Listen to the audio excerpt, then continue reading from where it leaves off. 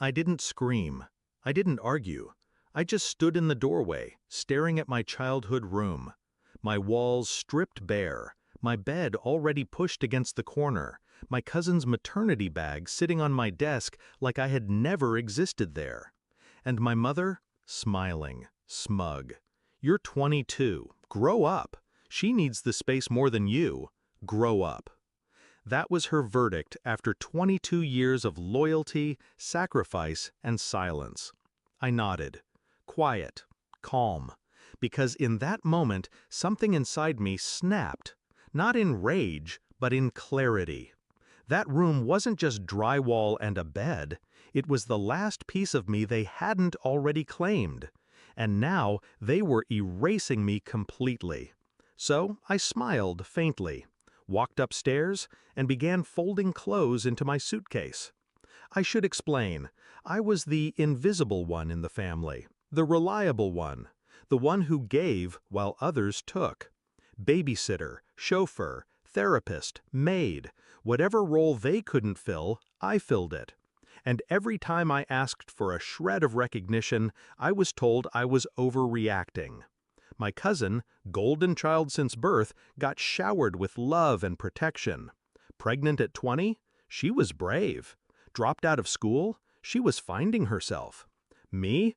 I had a degree, a job offer waiting, and a side business quietly growing online. But to them, I was still just the spare. So when my mom shoved my suitcase toward me and called it growing up, I realized she had no idea who she was talking to. That night I didn't sleep. I planned. See, the house wasn't really theirs, not entirely. It had been willed jointly to my mother, my aunt, and me by my late grandmother. They forgot to mention that little detail. But I knew. I had the documents.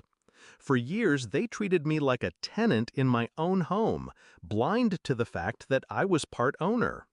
I kept quiet because ownership meant nothing while I still needed their roof. But that changed the moment they shoved me out.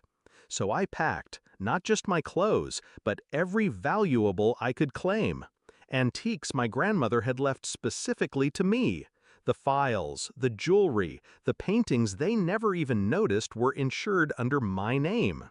And then I signed the papers I'd been sitting on for months, listing my share of the house for sale, to someone who wouldn't tolerate family squatters. Morning came. They woke up to an empty house, my room bare, my closet hollow, my drawers vacant. On the kitchen table, a letter in my handwriting waited.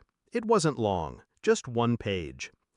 "Since I'm apparently grown up now, I'm moving out. The house you live in isn't yours alone.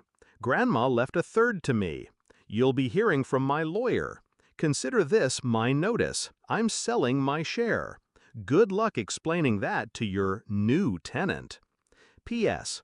Every item with my name attached is gone. Don't bother looking. I already checked twice." The silence that followed was delicious. Voicemails piled up by noon. My mother's voice cracked with panic. My cousin crying in the background. My aunt screaming about betrayal. I didn't answer. Instead, I checked into a hotel. Slept better than I had in years. Booked a flight the next day to Spain. A solo trip I had dreamed of but always postponed because family needed me. Now, they could need themselves. Weeks passed. The house went into chaos. Realtors called. Inspections were scheduled. My mother begged me to reconsider, claimed I was tearing the family apart. My aunt accused me of greed. I let the lawyers handle it. Cold, professional, clean. Every time my phone buzzed with another plea, another insult, another guilt trip, I sat on a balcony in Barcelona, sipping espresso, watching the ocean, and smiled. Because for once, the weight wasn't on me. It was on them. The climax came fast. The buyer pushed through, unwilling to let extended relatives delay the deal. My mother and aunt scrambled, desperate to buy me out, but they couldn't afford my share at market price. They begged me to accept less. I refused. Calmly. I'm grown up now, I told them. I don't need charity. It stung. I knew it did. By the end of the month, they were forced to downsize, packing boxes, selling furniture, dragging my cousin's maternity bag into a smaller rental they hated. Me? I extended my trip. Madrid, Valencia, Seville. Every city tasted like justice. And when I finally returned, months later, I didn't go home. I went to my new apartment, bought outright with my share. Minimalist, clean, mine. The letter they left me the day I moved out still sits folded in my drawer. The one that said I was selfish, immature, ungrateful. Sometimes I read it just to laugh. Because they were right about one thing, I did grow up.